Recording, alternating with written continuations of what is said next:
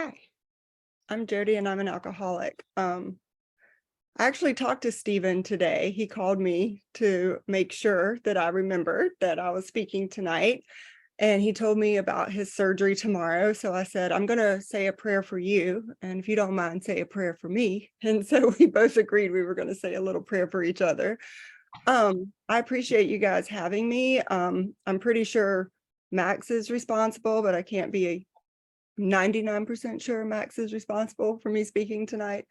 Um, it's funny because in Alcoholics Anonymous, especially in Charleston, Max and I we did a workshop together recently. We were members of the same home group for a while. So people who are in service and you see each other a lot in meetings, when someone says like, who would be a speaker? Who do you recommend? And it's like we kind of pass each other's names back and forth. So I'm grateful to be here and I'm grateful to be sober today. My sobriety date is March 4th, 2014. So I celebrated 9 years in March.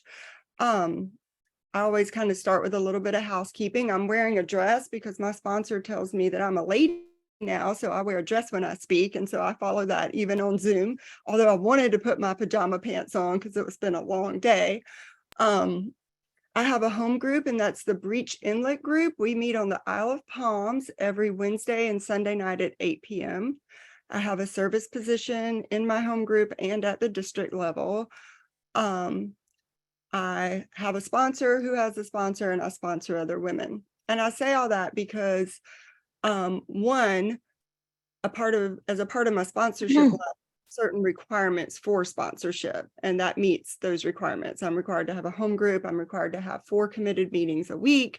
I'm required to have a call-in time that's sort of a contract between me and my sponsor, and I don't miss it. And if for some reason I have to, I send her a text, like, hey, I'm dropping my kid off and they're in the car. I'll call you when they get out or something like that, and, I'm required to sponsor other women and give away what was so freely given to me when I got here. And when I got here, I was very confused and I was very alone. And I'd felt alone for a large part of my life. We always say like alcoholics are tortured by loneliness. And I grew up right outside of Myrtle Beach in this really small town known as Conway, South Carolina. If you've ever driven down, you probably drove through Conway. And my mom's family, she grew up in Conway. They were tobacco and cotton farmers. They're like salt of the earth people, right? Like good, humble, Christian, hardworking people. And my dad, he's from Louisville, Kentucky, and he's Catholic. No offense to any Catholics.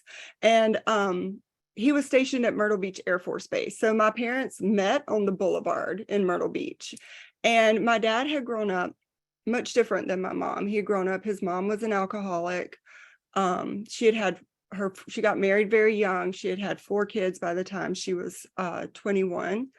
And my dad was the oldest. And he had a very tumultuous childhood. And when he married my mom, he kind of left that family behind, because all of a sudden here's a family that like eats together every Sunday after church. They worship together, they farm together, and this was like a whole new experience to him.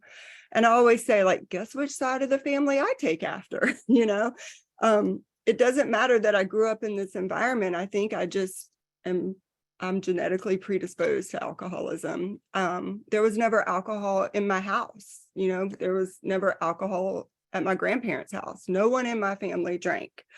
We would sometimes take family vacations to Louisville, and I would see my dad's side of the family. His mom died when she was 45. And he said the last time he saw her, he knocked on the door and she peeked through the blinds. She put the blind down and she never answered the door. And so, she died when I was maybe like 2. My parents had me very young as well. And so she was a chronic alcoholic. And, most of the family members on that side of my family are. But like I said, I wasn't very exposed to that. I always felt a little bit different. I loved my family. I grew up with this very loving, nurturing family, especially when we were at church. I would hear things there that just felt hard for me to understand. It was sort of a scary religion and not a kind and loving God.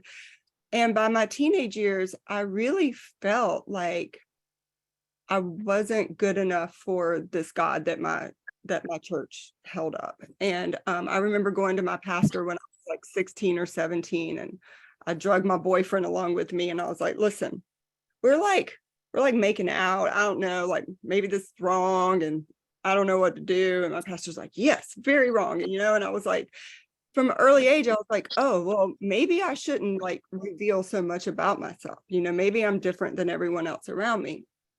So I was like the first grandkid in my family to go to college. So I went to Clemson, which is about 5 hours away from home. And, I was a very good student.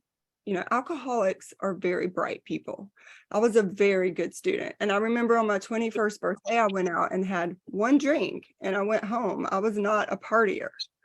It wasn't until maybe a little bit later in college, I sort of met a group of people and we went out and we drank. And, but again, like no huge consequences or big partying. I ended up staying there and going to grad school. That's a little bit when things shifted. I kind of fell in with a crowd. I wasn't undergraduate anymore. I wasn't going home as frequently. I met a guy who's like now my husband, and they partied a lot. And so I drank with them. I got my first job straight out of college in Charleston, and I moved here, and my then boyfriend, now husband, and I broke up for a little while, and I moved to Charleston, and it was exciting. I was young and I was making good money, and I had like 2 girl roommates, and I felt like I had arrived, as they say in the big book. I was in this like fun city with lots to do.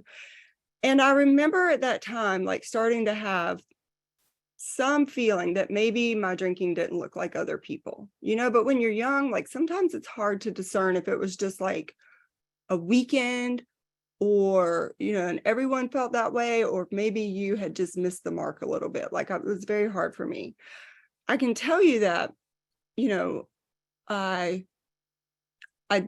alcohol was always there, but at that time I also started introducing like other substances, and that became a huge part of like what I did for the next however many years, trying to find that perfect balance between alcohol, which would take me down really fast because I would black out, and other substances that would keep me awake.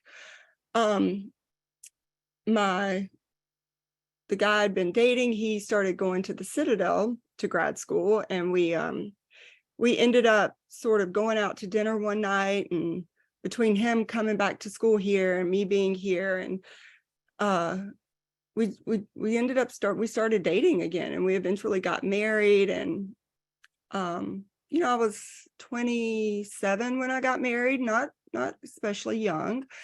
And I think around our 1-year anniversary, I found out I was pregnant with our first child. And so, I'm working full time. I have this baby, and my husband had decided that Citadel grad school wasn't for him, and he went to law school. There was a law school here in Charleston. So he's going to law school. I'm sitting at home with a baby all day by myself because I didn't go back to work. I had no family here. And I kind of started watching the clock, when's 5 o'clock going to roll around? When can I have a drink? When can I just like relax? I felt very anxious as a new mom. And what I can tell you is I started looking forward to drinking more and more. And I don't know when I crossed an invisible line. I don't know when it became a necessity rather than a luxury, but it happened in my life. And, after my daughter was born, I had a son. And then when I had 27, 20, when I was 31, I found out I was pregnant for the 3rd time. And I went to the doctor. I'll never forget the day. It was December 7th. And I remember like walking down the hall, and I said, I feel like you really start showing a lot more with your 3rd pregnancy. And she joked, and she's like, let's just hope it's not twins. Guess what? It was twins. I had a 3-year-old, an 18-month-old, a husband fresh out of law school, and I was just told I was pregnant with twins. And I cried and I cried and I cried. And it took me a really long time to wrap my head around like what was happening in my life. And it also took me a little while to quit drinking in that pregnancy. And that was one of the things that, was plagued me for a long time. And there was this part of me that just denied, the fact that I was pregnant with twins. And I was like, I don't know how I'm going to handle this. It's already so hard with 2 kids and a husband that's like getting ready to take a big job. And I ended up in the hospital with like some preterm labor. And at that moment, I made a pact with the God of my understanding at that time. I was like, God, if you let these babies get here, and let them get here and be healthy, then I promise, like, I will be the mom and the wife that you want me to be. And I, from that moment until the twins were born, I did. I was on the straight and narrow, and my twins were born healthy. They didn't come 1 minute early. They were 37.5 weeks. Like, one weighed 5 pounds, 14 ounces, and one weighed like 6 pounds. They were big, beautiful babies. And I lasted 7 weeks until I picked up again after they were born. And I don't know what it was. I remember looking at the alcohol, and I remember thinking, don't do it, where it takes you. And I remember having like no defense against it. By the time my twins turned 2, I remember specifically I'd started day drinking. I had no coping skills. I was overwhelmed. I felt like a drink just let me get through my day.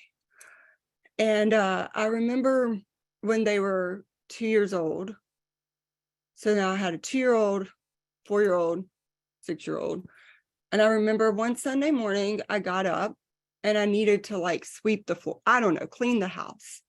And like the thought of that was just terrible. Like, who likes to clean the house, much less sober, right? So I was like, I'm just going to go down to the liquor cabinet and see what's in there and just drink a little something before I start picking up the house. The next thing I remember is waking up on the bathroom floor in my bathroom and the house completely silent. And it was in the afternoon. I go downstairs and I look around and nobody's there. So I called my husband and I was like, where did you all go? And he said, let me know when you've stopped and I'll come back. He said, me and the kids are safe. We're at a hotel. For 3 days, I drank alone in my home. And for 3 days, my husband would call and say, are you done yet? And I would say no and hang up the phone. My dad was in Germany at the time. My sister was married to someone in the Air Force. And something on that 3rd day made me call my dad and say, Daddy, I've been drunk for 3 days and Brett's gone with the kids and I don't know what to do. And he got in his car, jet lagged, and he drove. I was living on Folly Beach at the time, if any of y'all know Folly Beach. And he drove and he sat with me on the front porch of my house while I vaguely remember drinking vodka out of a bottle. And I remember he said, it's not your fault, it's a disease. And no one had ever told me that before,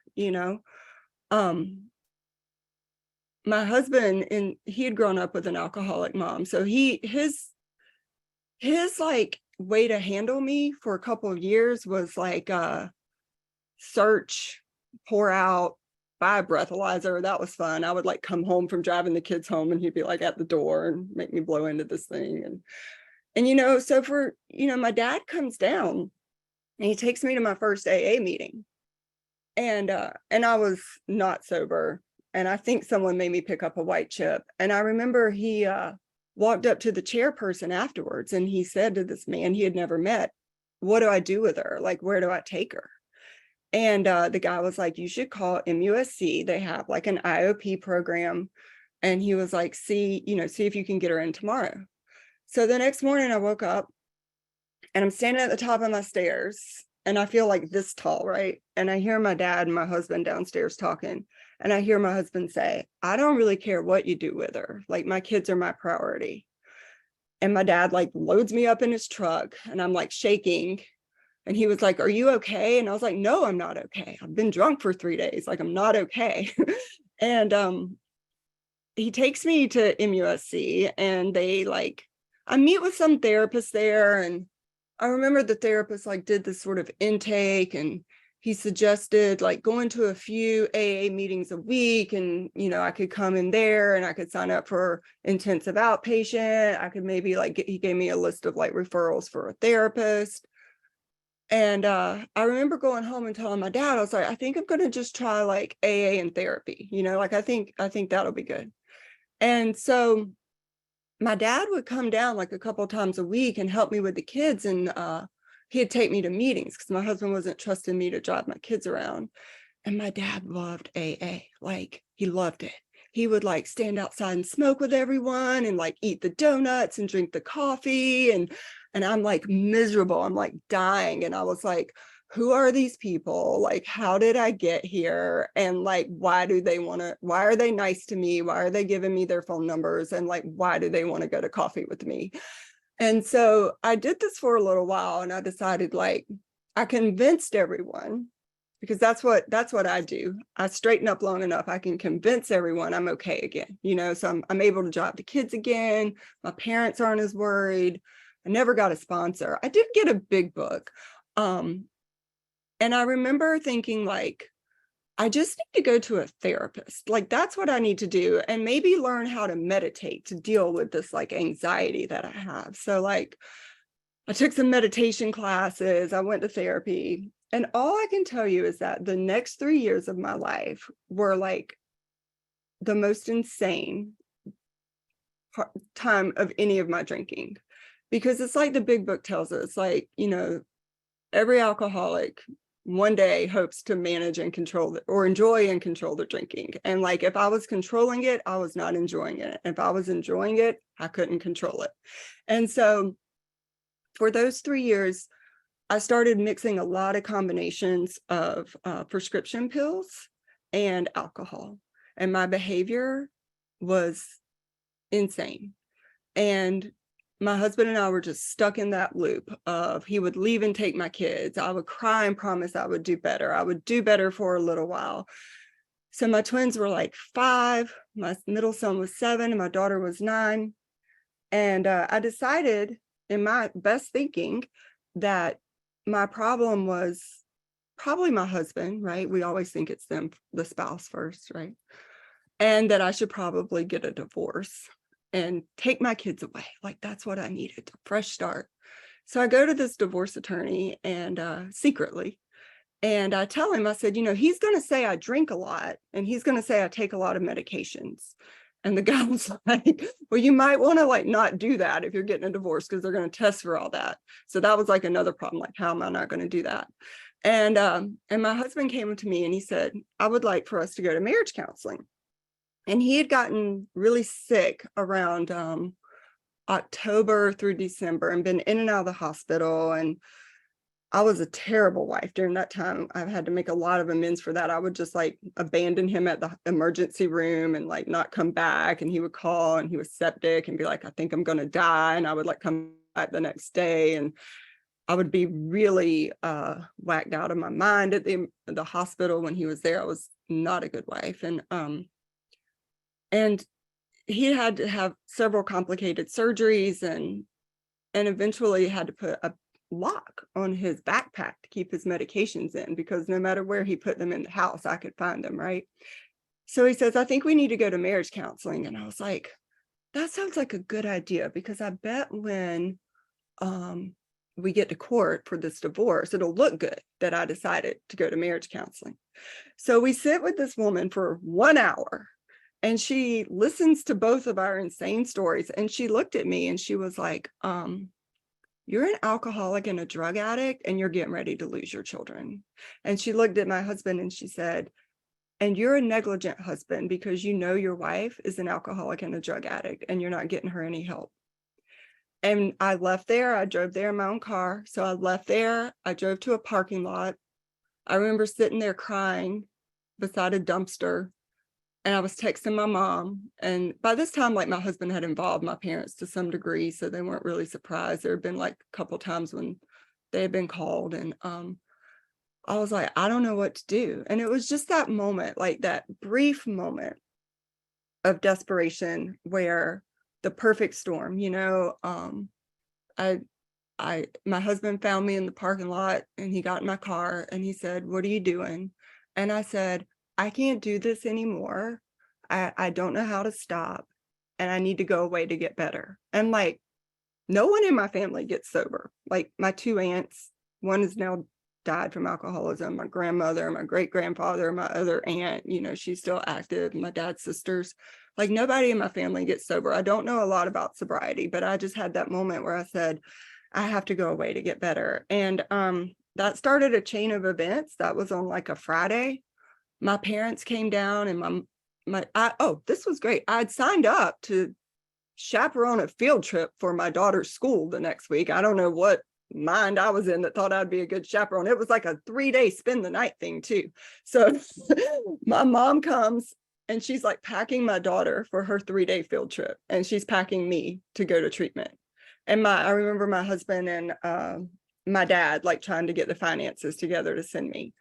So I ended up in a place in Georgia, and thank God, thank God for supportive family. Thank God for like a good treatment center, because when I got there, I was so full of shame and guilt that I had no idea how I was going to rebuild my life. That wasn't even like a thing in my mind. I think my husband was just like really happy to like pull up and like push me out the door at that point. He was like, you need to get better before you come home. Like, we love you, but you can't live with us like this anymore. And my dad, God bless him, like moved in with my husband during that time to help, because my husband was working, and he moved into my house, and he would take my kids to school. And after I got back, he told me the story. He said, I was dropping your kids off. He's like, and I looked back in the back seat, and he saw one of my sons, and he said he was about the same. Like, he just had this like flashback of him being like that same age, and like one of the times his mom being sent away. And it just like broke my heart, like I could not be a mom, a daughter, or a wife. I was incapable. So I get to treatment, and I was angry, I was like angry. And I was like, why me? Like, why me? Like, why not my sister? She drinks. Like, why not my husband? He drinks some. Like, why am I the one? And I remember my therapist said, well, I don't know why it's you, but it is. So like, what do you plan to do about it? And I was like, I don't know. And I remember like someone told me when I got there too, like, you're not a bad person, you're just a sick person trying to get better. And I was like, it took me a while, but like slowly I started hearing these things, and I started realizing like a lot of the people who were there with me were also moms. Like, I'd never been able to like share that like deep seated like shame and guilt around like being the mom I'd been, or, the wife I'd been. And so I started being able to open up. And it's so true. Like, when we're able to open up and process some of these things, like, it cuts our pain in half. So I was there like 6 to 7 weeks, and they gave me a phone number of a woman who lived in Charleston. They said, call her when you get home. Like, she went to treatment here. She lived in sober living here for 18 months. She works a very strong program. Go to 90 meetings in 90 days. Call this woman, get a sponsor. This is an addiction therapist we're going to set you up with when you get home. Call her, make an appointment. So I get home on like a Sunday. My kids have like a little poster. They're like on my porch, and my husband had come to family week, and he had reiterated to me, like, we love you and we want you to be a part of our family, but you have to be sober to be a part of our family. So I knew that like coming home, I didn't have any choice. If I wanted to be in my home, and if I wanted to like be a part of my family, I had to stay sober. And I will say, the love of your kids and family is enough to make you want to get sober, but it will not keep you sober. Because I've met a lot of women in the room since I've been in here that have had the same consequences put in place, and it doesn't keep you sober. All I know is that when I got home, I had no idea how to like do anything sober. I had to relearn everything. And I'm so lucky. I called Karen the woman's number that they gave me. She said, I'll meet you tomorrow. I'm going to send you an address and I want you to meet me at this meeting. And I said, okay. So I like go to this meeting and I met with Karen, and she was the most kind and loving sponsor. And she would call me, well, not call me, she would tell me, I had to call her. She would tell me which meetings to meet her at. And I would sit with her in meetings and I would be like, she's very professional, like she's dressed nice and she smells really good. And she's like, she exercises because she's like, she runs. I'm like, how is this woman? How is she like me? And she has this like full, busy, beautiful career and life. And like, she taught me, and she was not married. This is the beauty of Alcoholics Anonymous. She's not married and she did not have kids, but she taught me how to be a wife, a mom, a sober woman of Alcoholics Anonymous. I would sit with her in a meeting and she would say, we're going to go up and thank the speaker afterwards. And I would say, okay. And then she would say, we're going to, volunteer to go to this treatment center together. And I would say, okay. I just like followed her around like a puppy. And I remember, so my husband and I end up back at this like same marriage counselor after I get back, because we needed a lot. There was a lot of damage to be repaired, a lot of trust. And she liked to explain it like a marriage is like equal between two people. And like we were more like parent child. And that's true. That's the place that my alcoholism had gotten me. And I remember at like 18 months sober, around 18 months sober, I left marriage counseling. I was so frustrated with how it went. I felt like I had been ganged up on, poor me. And I left there and I called my sponsor and I was like, can you believe that he said this? And then she said this. And I'm like telling my sponsor, and she's like, Jodi, what is your service position in your home group? And I'm like, I don't have one. And I don't know how that's going to help this situation at all. And she said, call me back when you have a service position in your home group. So I was on my way to a meeting. So I get to the meeting and I sit down by this guy. And I said, Todd, I need a service position at our home group. You're like the GSR or something. Like, what can I do? And he was like, well, we need an alt GSR. Do you want to do that? And I was like, yeah, I don't know what that is, but I'll do it. So from, what I can say about that is that was like the beginning of like a whole new part of Alcoholics Anonymous for me, was to be of service. And I signed up to be this alt GSR, like not knowing what it's going to be. Not long after that, they held elections and I become like GSR. And, all of a sudden they're like, oh, you're going to need to go to area assembly. I'm like, well, what in the world is area assembly? And they're like, you're going to have to go and you're going to report back to your group and you're going to need to spend the night in Columbia. So all of a sudden, like, I'm having to like communicate with my husband and be like, I have this important thing I have to do in Alcoholics Anonymous. And they tell me I have to do it to stay sober. And I'm going to put it on the calendar. And I'd never been good about using the family calendar, or very good about communicating anything with him. So all of a sudden, like Alcoholics Anonymous is teaching me through service work, like how to be proactive and communicate with my husband, right? And I would leave for the weekend to go to this conference with these other women in AA. And I would leave this real long list of all the things I thought he needed to do for our children and where they needed to be while I was away. And I would get back and I'd be like, did you go to tennis practice? Did you go to like church? Did you do it? They're like, no, we just sat around all weekend. And I would be furious. And I would call my sponsor and my sponsor would say, Jodi, there's value in the way others do it too. And I was like, oh, okay. It was like letting go of control a little bit. And I was GSR of that group for 2 years. And around that time, COVID hit. And right after that, right when we were supposed to like elect new people to be GSRs. And so we kind of decided as a group, like while we're online, while we're not doing anything, what we're going to do is we're just going to let you be GSR. We're going to continue this until COVID is over. Well, we all know how long it took for that to happen, right? So I continued in this position. And like how fast Alcoholics Anonymous moved to Zoom, and I was able to attend like area assembly on Zoom. I got a lot of sponsees during that time. And like what I've realized is being able to like work and with other women and share my experience with them has been one of the like bright spots in my recovery. And I don't take that for granted. And I try to sponsor women in exactly the same way that I'm sponsored, because I don't know any other way to sponsor except out of the big book.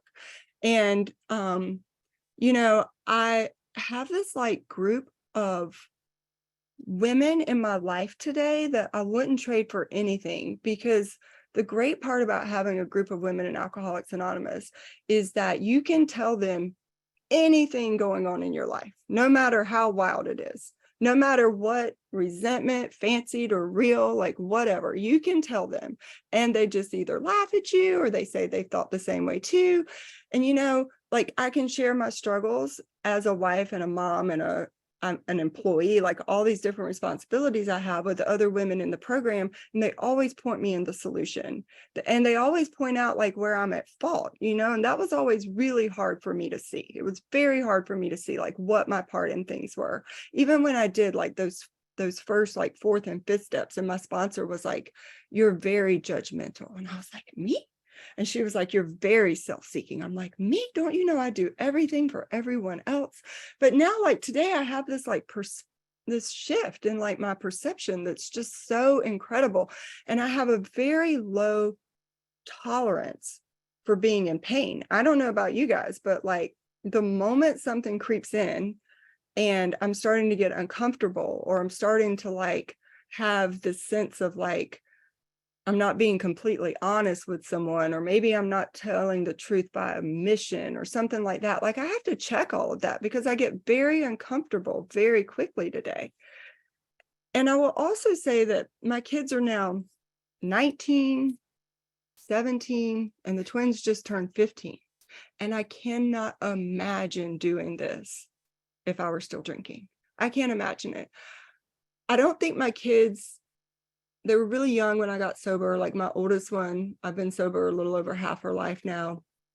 So I don't know like how much they remember. It's really funny. When I got back from treatment, they all thought I'd gone to a hospital and had surgery. They were like, "What kind of surgery did you have?" And I was like, "I don't know what everyone told you when I was away." But, I'm able to be like really open and honest and candid with my kids about the disease of alcoholism. And, it's scary out there now. Like what our kids are facing compared to like what we were facing is so much different. And, my daughter just went off to college this past year. So I had to sit her down and I had to say, like, this is what I know you're probably going to drink. Like you're 18, you're 19. Like I understand that.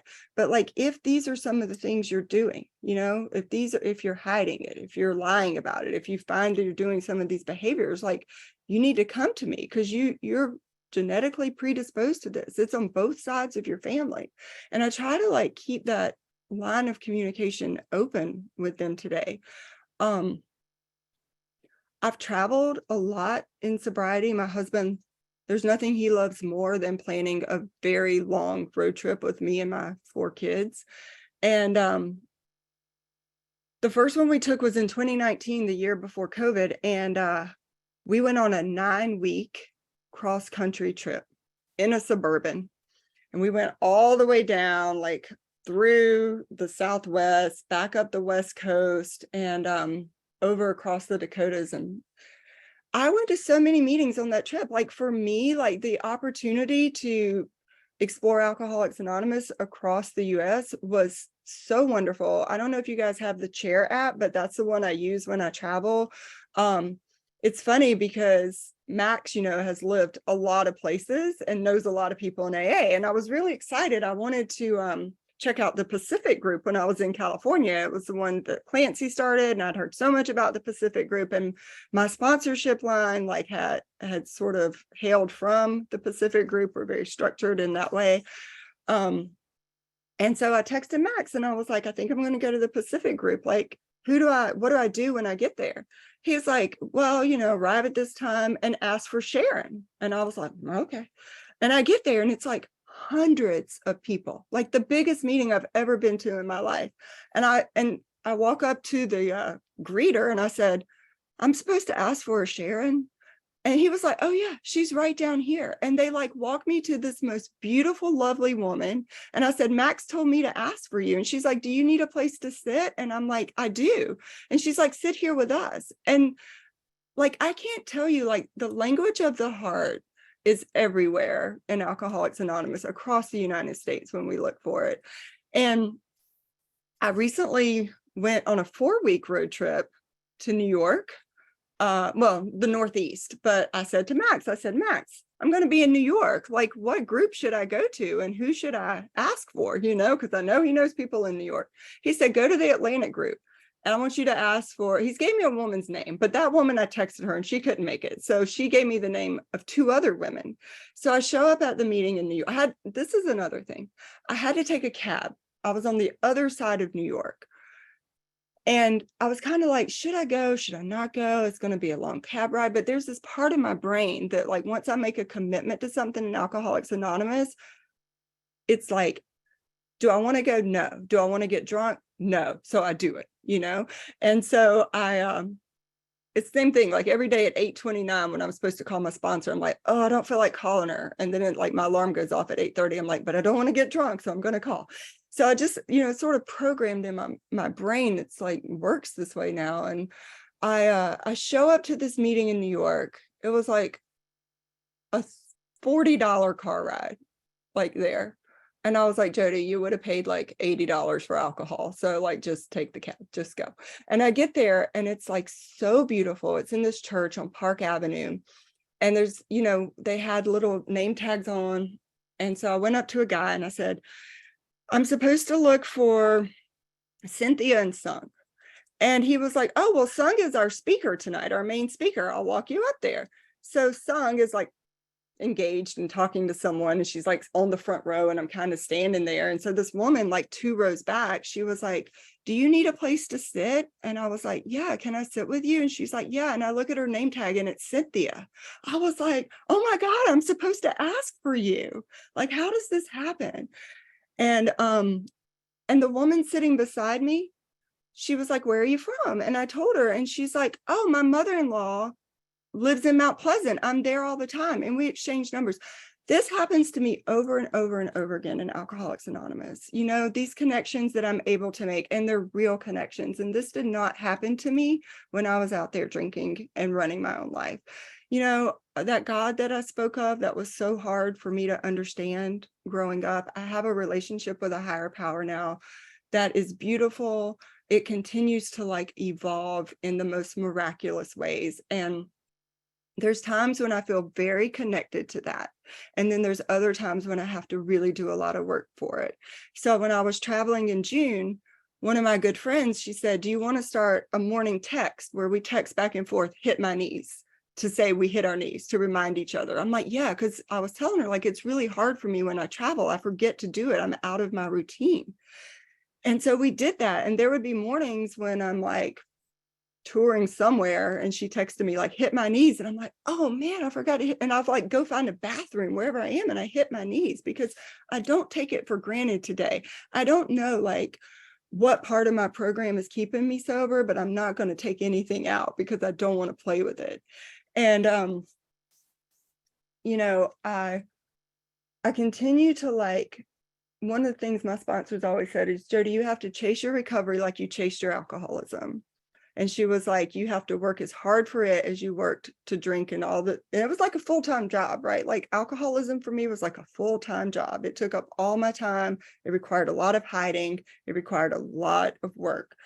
And for what I put into Alcoholics Anonymous and the rewards that I get, like, I would never, ever, ever take it for granted. And I was talking to my sponsor last week, and we were talking about relapse, and because someone I knew relapsed, and she said, Jodi, I know I'm an alcoholic. She's like, and I've heard your story. I know you're an alcoholic too. And she said, and in my heart of hearts, I know this about myself. And she said, and I can tell you that no matter what pain I'm going through today, it's never going to be as painful as a relapse. And so, like, that's what I remember. Like, no matter what pain I'm going through today, it's never going to be as painful as what it took for me to get here. And I also I have a healthy fear of relapse. I work now in a treatment center, and I've gone back to graduate school. Like, I don't even know how that happened. Like, I told my sponsor, I was like, I think I might go back to school and get my master's. Like, what do I do? And she's like, why don't you just apply? I was like, oh, okay, that's a good idea. So like I applied and then I got in and I was like, I got in, what do I do? And she's like, why don't you sign up and take some classes? And I was like, okay, because like I need like help in every decision of my life. Like that's hard. I'm like, my kids are getting a little older. What is my life going to look like? They're starting to leave home. Like, what do I want to build for myself now? And so this was like, something that I had been thinking about, and I thought about it for like a year and a half. And then I finally started doing it. And I'm like 2.5 years into this program. So I decided I needed to go back to work part-time in a place where there's like a therapeutic setting. And so I got this job in a treatment center. I'm in no way qualified to work as a therapist at this time. I work mostly in insurance and billing, but like it has given me the opportunity to see people come in, just like I went into that treatment center. It gives me the opportunity to work with family members who were like my family members who brought me into a treatment center. And I meet those people on a daily basis. And what I hope to be is just like someone who can be a bright light to them and encourage them and their family members that like one day this will seem like a long time ago, because that's what someone told me at treatment.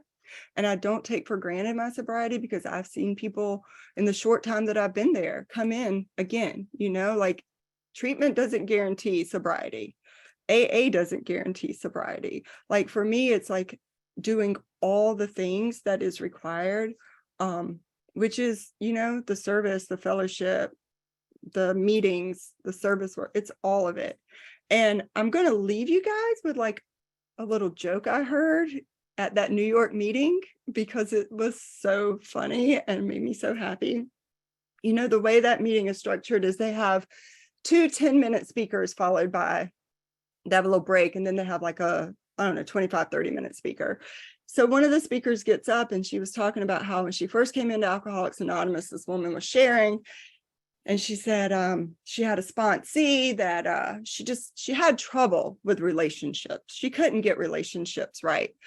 And so her sponsor said, well, I want you to go home and I want you to read page 69 in the big book, because that's where all the information is about relationships in the big book. So after you go home, you read it and you call me. So the woman goes home and she's like, oh, what was that page number again? Like, I can't remember. So she mixes them up and she turns to page 96 and she starts reading. Do not be discouraged if your prospect does not respond at once. Search out another alcoholic and try again. You're sure to find someone desperate enough to accept with eagerness what you offer. We find it a waste of time to keep chasing a man who cannot or will not work with you. And what she said about that was, she said, if you're sitting in here and you can't find the humor, because she said, when I first heard that, I couldn't laugh at that. I didn't know what it meant. I couldn't laugh at it. I was miserable in my life. And when she read this, everyone in that room laughed. And she said, if you can't find the humor in that, like find a group of women or a group of men, do a book study, get involved in Alcoholics Anonymous. You will find the humor in it one day. So I'm really grateful that you guys had me. Thank you for letting me share, and I will turn it over.